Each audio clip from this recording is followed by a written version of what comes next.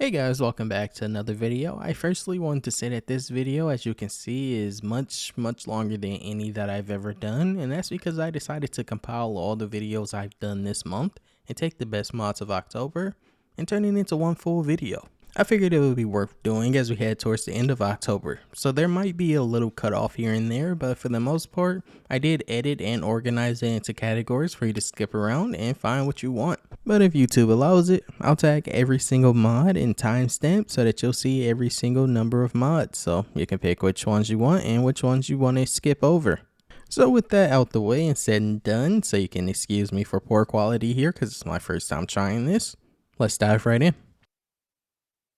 Up next, a new armor mod called Arise Sons of Cyrodiil. This mod has new armors to your game that, based on what you select, can either be used as an NPC armor replacer for the Legion and the Forsworn, or you can have it set up that it's a standalone where you'll be allowed to make them at any forge at any level. I do highly recommend using the replacer version because it adds so much more depth to the Legions of Skyrim and also the Forsworn, giving them new shields and new armor to walk around with. As you can see, it doesn't really affect the guards as much as the soldiers, considering they are different and have different armor, which is why it's so hard to make a mod for them. But you will see soldiers with a completely new shiny look. Of course, the leaders of the Legion will have better looking armor, because as I said, this isn't just one set, there is multiple sets of armor with truly different colors, truly showing the ranking in the Legion. This is a mod I really didn't expect much of, but maybe new fun for my game, and while it was fun, this mod could definitely be used for anyone's mod list, especially considering my guard armor doesn't touch soldiers. So this kind of felt like a great addition to my game. And while the Forsworn was given a new armor set, most of the sets added by this mod for the Forsworn are for boss encounters for that faction. So I highly recommend using Fear of the Forsworn for more diversity, if it bothers you.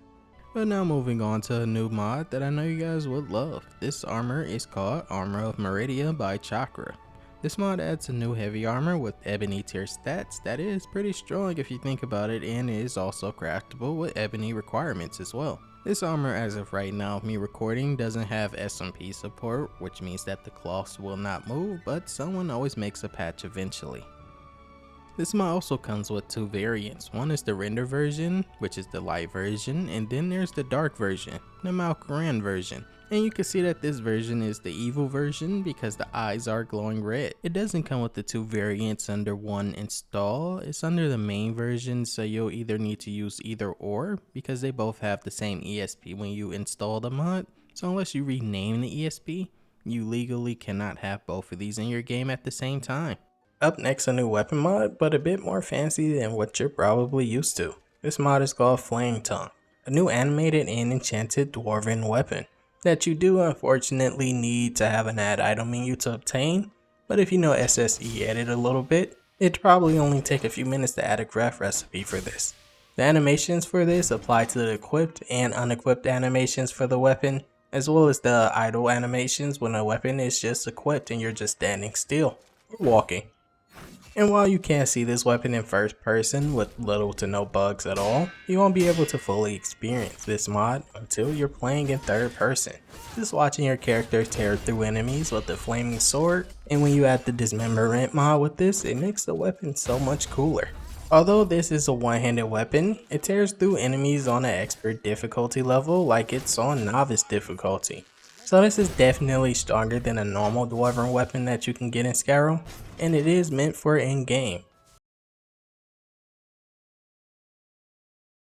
Honestly, I'm not sure why I said legally, but moving on to a new weapon mod called Silverguard. Coming with the silver greatsword that comes with 4K textures, and it is absolutely beautiful. But this sword is more than just being a sword and a weapon. It has its own mini quest that I won't spoil in any way, as well as custom spells and enchantments. This greatsword was made for fighting the undead. Not only will you get new spells to help you with the fight when you finish the questline, it's sort of like an AoE attack that just comes separate from the sword. So if enemies get close, they will take damage, but it will also increase damage done to them as well. But the sword has an auto effect enchantment. Upon hitting any type of creature that is undead or considered Daedra, the sword will gain a silver glow that will burn undead or Daedra on contact, dealing massive damage on top of the sword's own damage. And because of this, the Silverguard cannot be enchanted with normal enchantments in your game. The only downside to this enchantment is that if you yourself are a werewolf or vampire, when this enchantment activates on the Silverguard, you will slowly start to take damage as well, because it is made to fight the Daedra. To get this, as the main page says, you might want to start at Gallows Rock, and that definitely makes sense considering that is where the Silverhand is. But they are hostile on sight, so you'll definitely have to fight for your life. But up next, a new armor mod called Knight-Errant Armor Set, featuring a new armor set that comes with support for both female and male bodies. No information if there is support for beast races, but I'm going to assume there isn't based on the description, because this keeps the player head, so based on how your head is sculpted, it may clip with the helmet. So I assume just based on beast races already having that, it won't work with this armor. This is meant to be an in-game armor. It has ebony tier stats and requires ebony smithing perk to obtain, so you won't be getting this anytime soon, unless you're one of the people that cheat just to get a cool looking armor at the beginning of your game and just use it the entire time. But maybe the wait is worth it. I'm also one of those people. But this armor is pretty modular. You can unequip parts of it that you don't like, such as the scarf if you're not a fan of it. Another mod to pair with this is Boethiah's axe. This has a standalone axe also for the Daedric Prince Boethiah. It comes with that base 2K textures when you download the original mod, but I'm currently using the 4K version in the optional files, because this is a showcase. To get this, you do not have to craft it unlike the previous mod. Instead, you have to find it at an abandoned destroyed house, which is pretty much right outside of Dawnstar above the bandit camp. So it's pretty easy to find a strong weapon early game, but you will have to fight for it, unfortunately. Or maybe that's a good thing, because at least that way you won't be super overpowered at the beginning of your game. The final mod of today, we have the mod Master the Summit Revised. This is a complete remaster of the original mod. To simply explain it, at certain locations which are marked on the map of the original mod, you can go and check that, and that's how I find it. You will now find bridges and other miscellaneous items placed along the walkways, just to help you climb a mountain without making you go completely around them and wasting 30 minutes of your life. This revised version just goes further fixing previous bugs, considering the original mod is no longer supported due to real life getting busy for them. So this mod picks up on that, as well as bringing dozens of new patches for you to select if you have a large load order.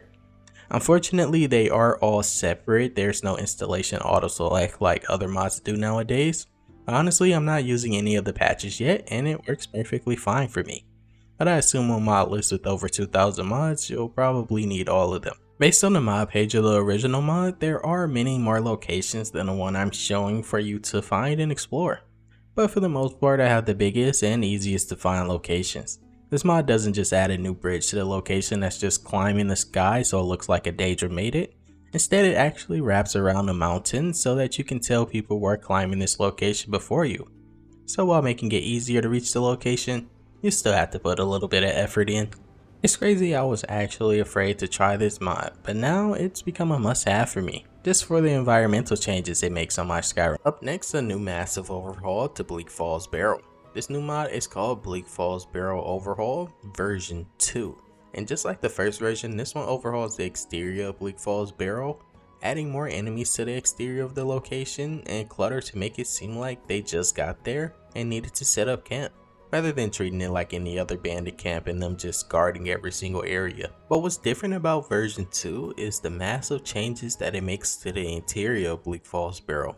I did do a before and after for the main entrance, but if you're familiar with even 1 hour of Skyrim, then you know this place like the back of your hand, and you can instantly recognize just how much this mod changes this interior. It doesn't per se make it feel like a completely new dungeon so much so that you have to relearn the area because otherwise you get lost, but it does change the interior so much that it feels new to look at. There's new areas to explore and loot for you to level up more, and also a lot more enemies to fill those new areas. This mod really adds on to the fact that Bleak Falls Barrow isn't really a new place, and the fact that it's not a beginner dungeon at all like many like to believe. I also really love the fact that there is more cave additions added to Bleak Falls Barrow, because Bleak Falls Barrow never really made sense that it looks so perfectly brand new and intact, especially with raiders to this place every now and then. So Bleak Falls Barrow with this mod will now look a lot more withered and destroyed. Of course, that also depends on your textures. There at the time of me recording isn't a Lux patch right now, but honestly it already looks pretty good, so I'm not sure it really needs one. It might be a little bright for me because I love creepy interiors that are super dark and hard for me to see while fighting. But I definitely add this to my list if I wasn't trying to stay under 1,000 mods for now. At least until I upgrade my PC. And while we're on the subject of overhauls, another massive one, this mod is called Watchman's Valtheim Towers. Let me know if I said that right down in the comments. But this, as you can see, is a complete rework of this location, adding an outer barricade to the location that gives warnings to anyone that may want to cross the road. Originally in Skyrim, it looks pretty friendly, and you can always find ways around a forced encounter, but with this, you're going to need to prepare for a fight, or just avoid this location entirely. New enemies were added to fill up the newly added location, so it isn't so empty, but not so many that you'll have to fight 20 bandits at once and get overwhelmed if you don't have 5 people in your party. And they're all spaced out pretty nicely. It feels as though these bandits have been here for a while, or maybe people before them. I'm not entirely sure of the lore of this location, but this mod definitely feels like it adds on to it, especially with the new additions added by it, such as a brand new interior. I am a little late to showcasing this mod, but there isn't a Lux patch for it yet, but by the time this video comes out there probably will be one, considering this might be my new favorite overhaul for this location. But of course that's bias. This new interior is pretty small though. It gets straight to the point of why bandits most likely stayed out of this place, because it's filled with joggers. Up next, a new massive overhaul for Skyrim, well, to its landscapes anyway. This mod is called Deadly Dragon Lair Locations, all in one. I previously showcased these while they were separate. I did miss quite a few, but now there's an all-in-one overhauling all the locations. The ones that are considered a dragon lair. I know you guys are wondering if this works with Ryan's Dragon Mounts collection, and for a short answer, yes it does. That is where dragon mounts, which are typically very close to these locations, touched by this mod, but this mod overhauls the lairs for the dragons, where you usually find the word wall. So while they are very near to each other, and you know if you find one, there will be another one, they do different things and honestly work really well together, at least in my experience. Let me know down in the comments if you had any issue with these two mods combined so I can correct myself. This overhaul does so much more than just simply adding new clutter to the surrounding areas. It completely changes the feel of these locations, making them feel much more important than what is provided already in Vanilla Skyrim, especially considering the fact that they give you new shouts. Like this mod even adds new interiors. Nothing massive was done to the interiors, just little locations that you can explore. And also placing new enemies, because of course locations as important as these word walls would have guards trying to prevent you from gaining too much power to defeat Alduin, if they have connection, which I'm pretty sure they do. Not all locations have the same amount of changes though. Some are much bigger than the others in scale, I guess, to kind of get them comparable. But some have small changes so you aren't too overwhelmed, because they were pretty much done pretty perfectly in Vanilla Skyrim. But trust me, even though I only showed a few dragon lairs because these are massive, if I showed them all, this showcase would be at least 5 minutes. But trust me, if you have even a slight idea or remember a little bit of these locations, you'll be able to tell immediately how massive this mod is in scale. Hence why I've already downloaded this, added it to my Wabajek, and have endorsed the mod author.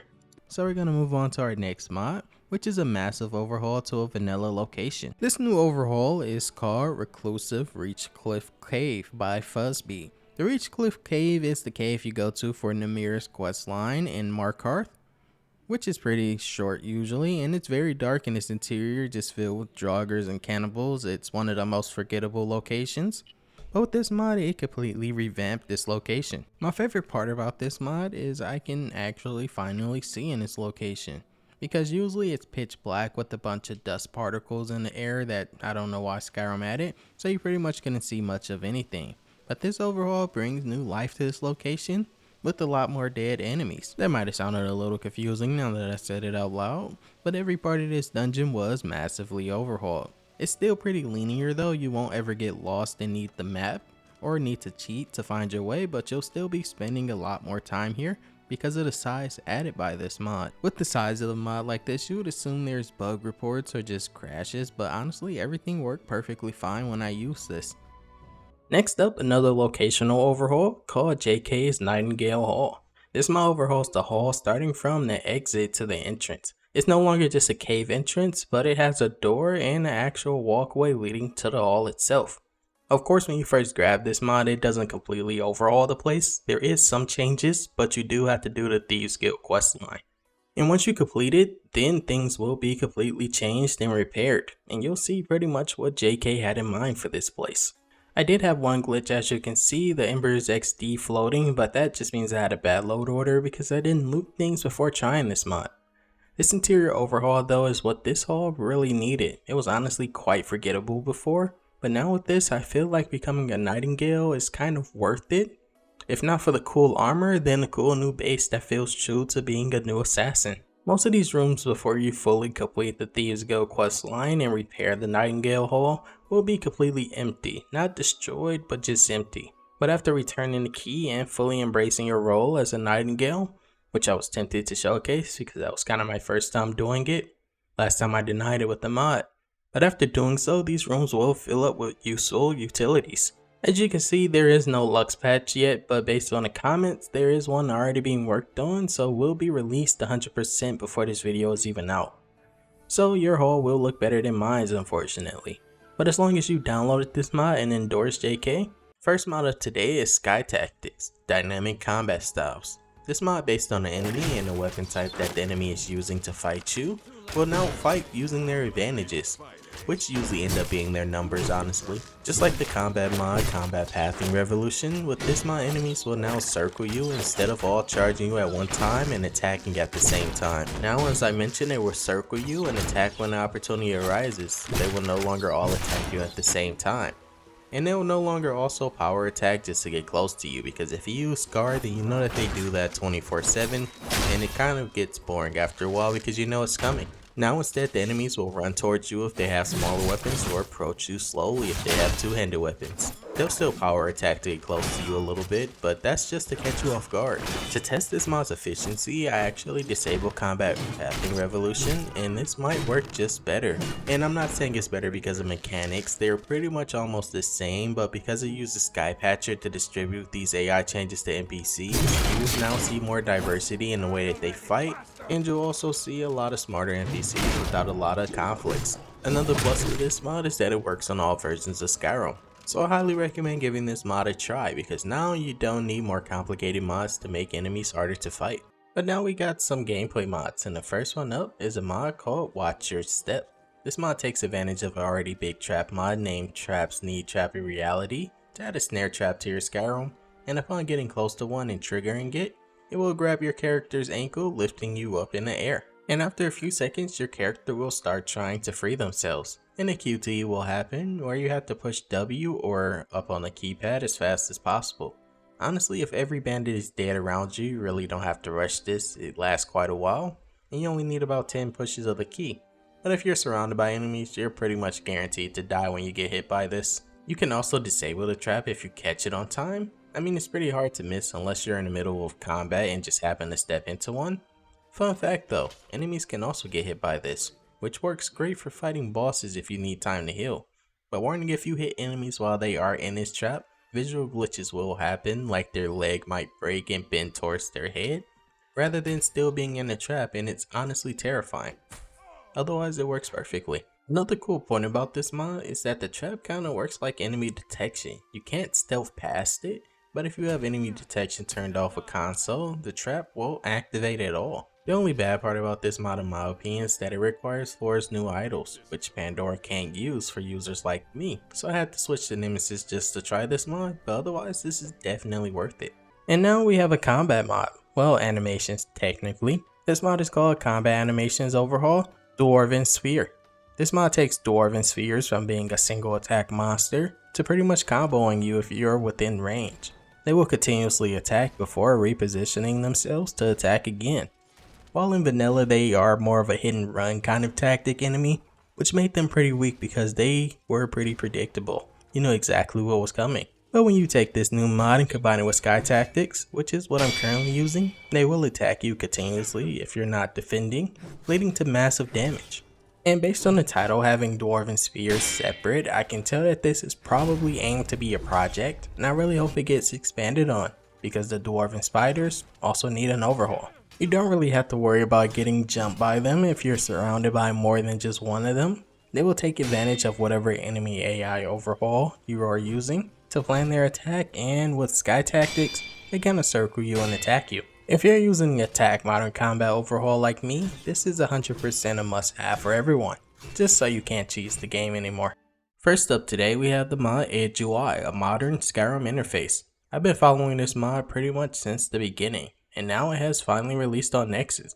Of course, the one I've been using in all my older videos have been an older version of Edge UI, and this is the newer one, so some things might look different and you might notice these differences. But this did just come out on Nexus, so you might expect some bugs that will be fixed as things progress. Edge UI, when you first install it, does come with a bunch of patches for mods already out on Nexus, such as True HUDs, which is why you see new enemy bars, or maybe even the recent loot widget, which is in the lower right hand corner. Whenever you pick up items, it'll display what you picked up. Here's just a quick showcase of my True HUD settings so you can get things aligned, but that doesn't count for Sunhelm, which also has support for this. Edge UI pretty much has patches for almost every user interface mod on Nexus.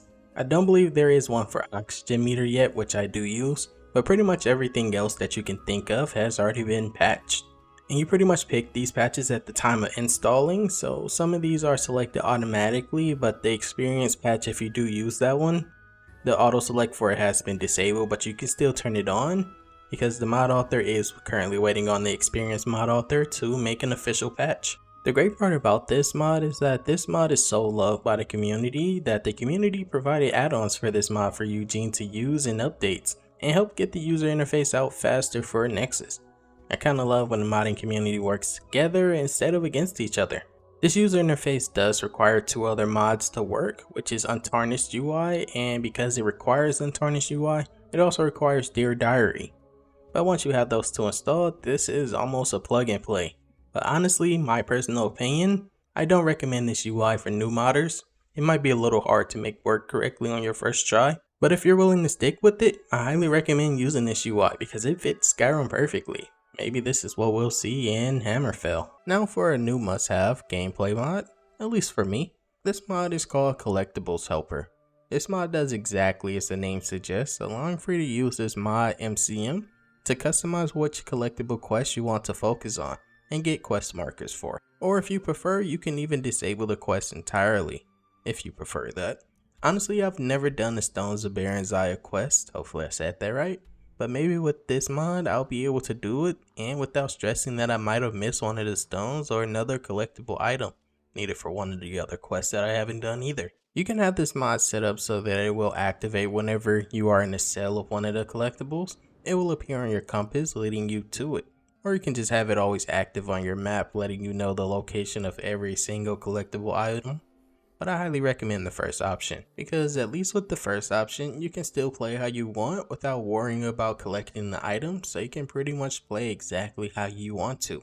How Skyrim was pretty much meant to be played in 2024. This is definitely a mod you add to your list and forget until you realize just how useful it can be. And now for the last mod of today, a new combat mod. This mod is called Weapon Skills Remake. This mod has 4 new power-based skills in your game. They require you to have a one-handed weapon, sword, axe, or anything, really doesn't matter, and to be unarmed in the other hand. And all you have to do is equip the power and activate it.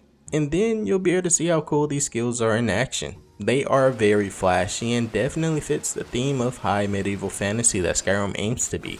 I think sometimes people try and make Skyrim too realistic without realizing how much fantasy themed it is, because if Bethesda had the work ethic and budget, it would definitely have skills just like this. The only part I want to point out though is that these skills can feel a little overpowered. There's not much cooldown to them, about 10 to 15 seconds, and they don't really cost anything to use, because they are powers and not really magic. Of course you can't just spam them, and while you're using the skill you can be attacked as well because it will make you stand still. So it's best to time these rather than just using them at any time and flipping all over the place like a Power Ranger. These are given as soon as you join game, so no quest or anything is needed to have fun with this. So it will seem a little strong early game, but for reference, the only thing I was able to one shot with these skills is wolves. So they will get stronger as you get stronger, but don't expect to be overpowered early game or expect to kill giants in one hit. But I do like how flashy these skills are. The first mod up today is a new survival mod with the name Immersive Needs by Edmund.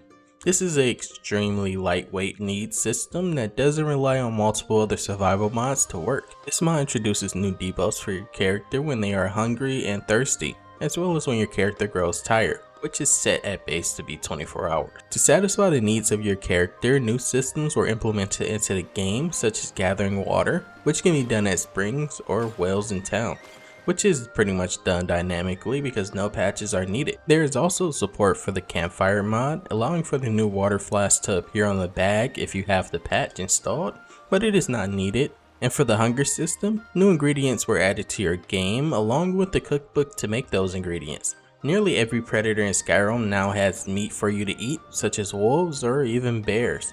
And the meat is pretty much all you need to make the new recipes added by this mod, because they are meant to be simple and just be a simple add-on to your survival gameplay. You don't need to search for hours just for ingredients. Also, there's a few things different about this, because no matter how much time passes, no more debuffs will be placed on your character, just more notifications to let you know your character is starving. But there's also new gameplay effects to have fun with, like your character getting drunk, or if you want to go to the extreme, getting high on skooma, because that's also a newly added option. Up next we have Sandbox on idle. This mod makes it so that instead of your camera starting to rotate your character after being idle for too long and destroying your FPS in dense areas, it will instead cause your character to either walk to a safe location where they can begin eating or drinking, or they will sit down at a table if you're currently near one. There was honestly no way for me to make this showcase cinematic because this mod turns off just like in Vanilla Skyrim when you press any key. So I literally had to press record and then wait 2 minutes for the idle to happen. There are two things I discovered while using this mod. While the animation is just starting, sometimes your character won't exit immediately and you'll be stuck for a few seconds until it's done. And also sometimes your character will get stuck on stairs. But it was very rare for both of those to happen. This mod is also set up so that everything will be AI controlled when you go idle, but you will not interact with any items such as cooking pots or crafting furnitures like NPCs do when they're idle. I assume for a compatibility reason, and because it really wouldn't make much sense considering I would make a menu pop up. This mod overhauling circlets of Skyrim is called JS Vanilla Circlets SC. This takes 99% of circlets in Skyrim and makes them 10 times better by giving them a more sleek look while making the gems embedded in them beautiful. And these new circlets will actually refract and react to the lighting of your Skyrim. JS does have another mod similar to this, but that one was intended to be a standalone, and someone made an add-on that turned it into a replacer, while this one is meant to be a full-on replacer. This is definitely a must-have for how simple it is. But up next, a super simple mod, replacing human flesh. This mod is called Human Flesh, my version, replacing the normal meat that all dead animals or humans get with a more decayed looking arm. I'm using high poly meat, so while it does look good for the raw meat, it doesn't quite fit the title of human flesh, so this mod might make you think twice before consuming the human's body. I would love to see this mod get expanded on and get more human parts added to the category, especially when you consider the fact that we already have a dismemberment mod that took over mod of the month. But who knows, maybe that's for the future. Because our next mod is also by the same mod author, overhauling the beds in Dwemer locations. This new mod is called Deep Slumber, Dwemer Bed Replacer. This mod, as the title states, replaces the double bed as well as the single bed with more comfortable variants. The sheets were overhauled and retextured, as well as a small mattress being placed under the sheets so you weren't sleeping on solid stone that is very cold at night. I'm currently using the base object swapper version, which makes it so we'll only overhaul the beds in cities or inns where it makes the most sense in the reach.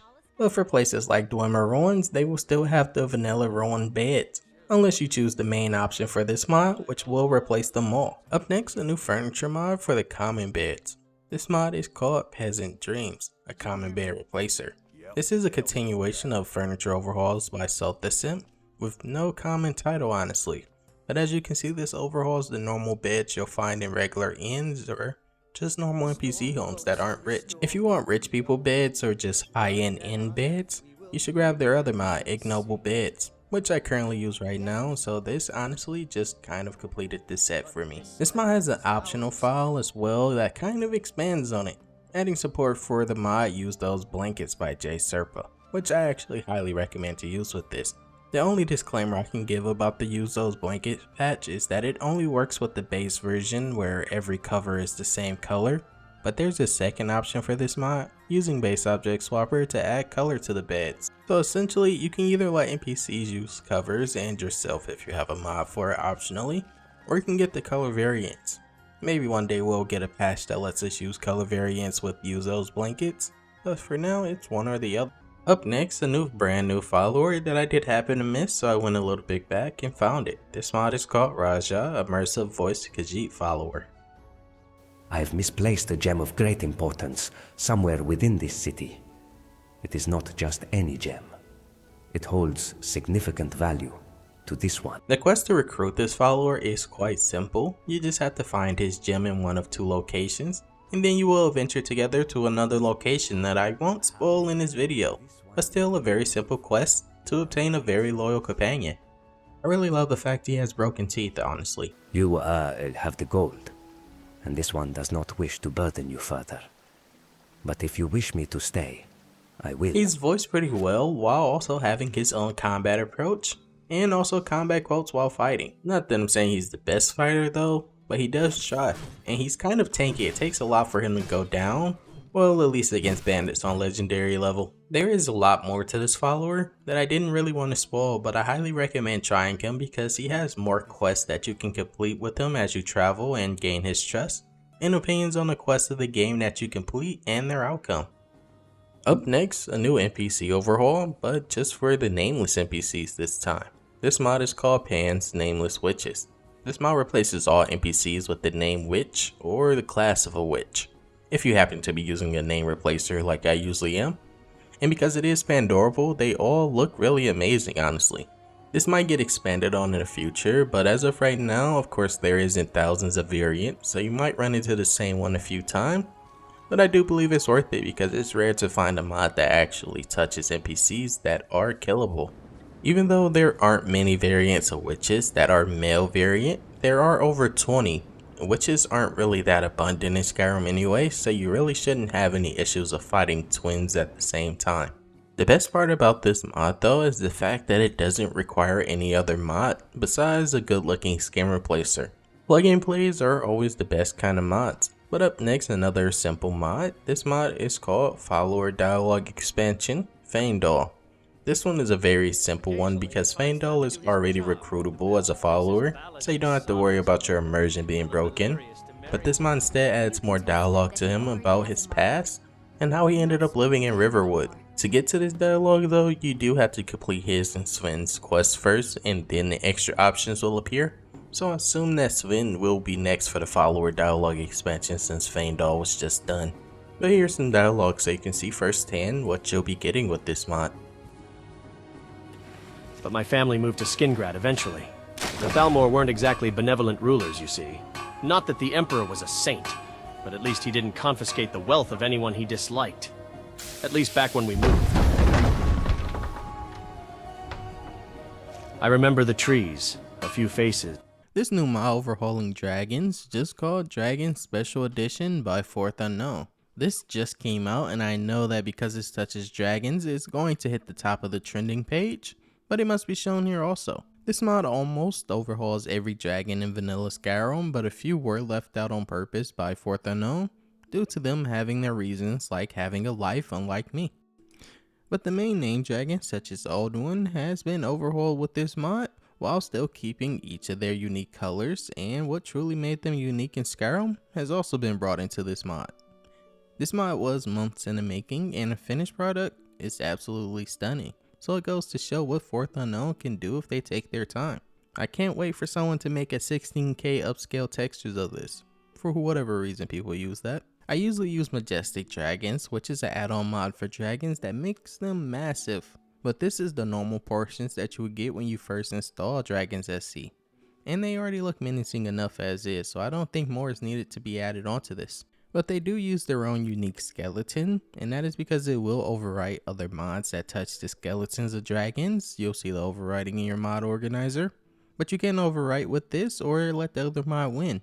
You'll just have stretched textures because they were made for a vanilla size of dragon. I do have a question though. Let me know down in the comments if this is going to be your new dragon replacer over the Game of Thrones ones. I really like both, so I'm curious.